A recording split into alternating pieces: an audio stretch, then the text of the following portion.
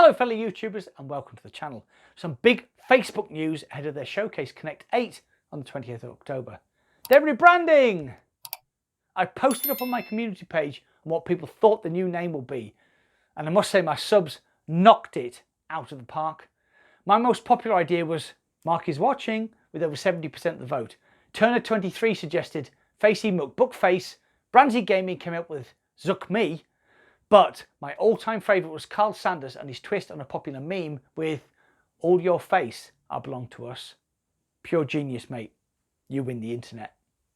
Fellow YouTube content creator Eric President suggested they will rebrand as Horizons, which makes sense when you hear that Mark Zuckerberg himself has stated that they want to employ 10,000 software engineers across Europe to work on his planned metaverse.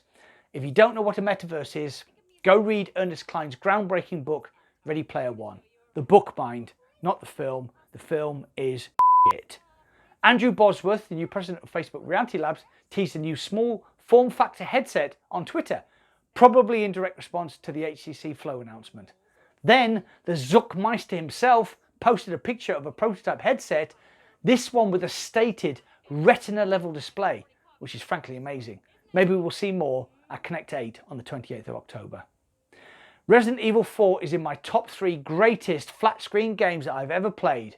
It is right up there with Super Metroid on the SNES and Mario 64 on the N64. It really is that good and refreshed the survival horror genre just as it was becoming stale. The reboot in VR is a triumph. I have played it, it is brilliant, but it does have a few niggles. The jump to cutscenes in action sequences and the flat screen cutscenes are jarring, but not game breaking. Basically, Armature Studios have taken a well-loved classic and nurtured it into VR without dropping the ball, so well done to them. If it's so good, then why am I not reviewing it? There's no point. Oculus gave ambassador status to some big YouTube content creators like BMF, Steve Knows, Cast and Cherry, and Virtual Reality Oasis. That gives these creators early access to the big Oculus releases and basically whips the chair away from us independent creators. All of the channels listed above released their reviews at 12 PM British Standard Time on Wednesday, a full 27 hours before I could even get my hands on the game. I'm not in any way insinuating that Oculus have influenced these creators, and if I had the chance to become an ambassador, I would grasp it with both hands, but the use of epic, insane, greatest game ever and amazing are being overused in some channels' titles.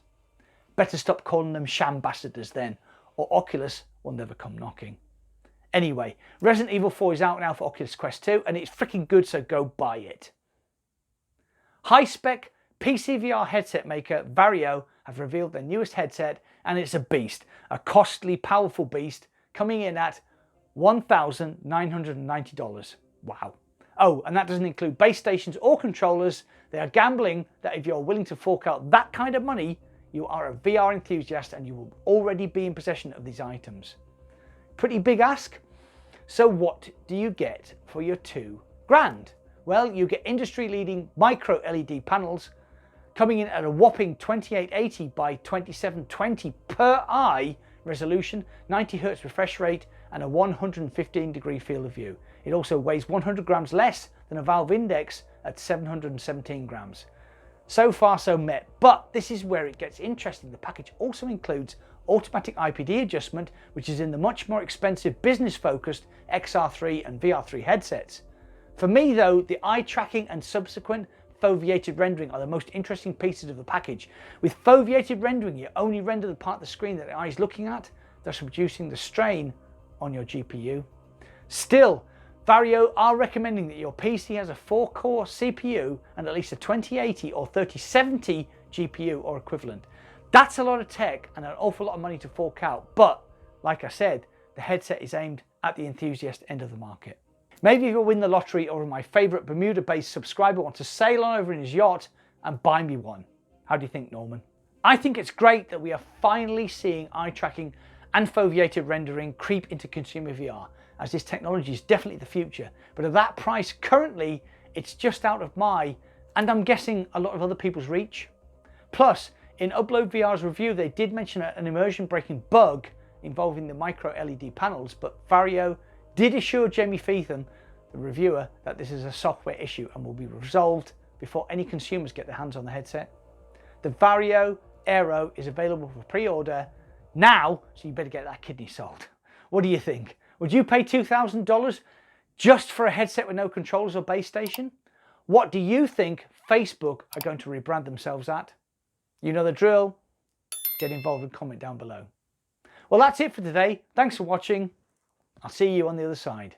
$2,000, and you don't even get controllers or base stations. I know this is aimed at the enthusiast market, but really, who has that kind of moolah to fork out? I could just see Bill Gates, Elon Musk, Jeff Bezos and Mark Zuckerberg playing Gorilla Tag in 4K because they're the only that can afford it. Seriously, I really want one.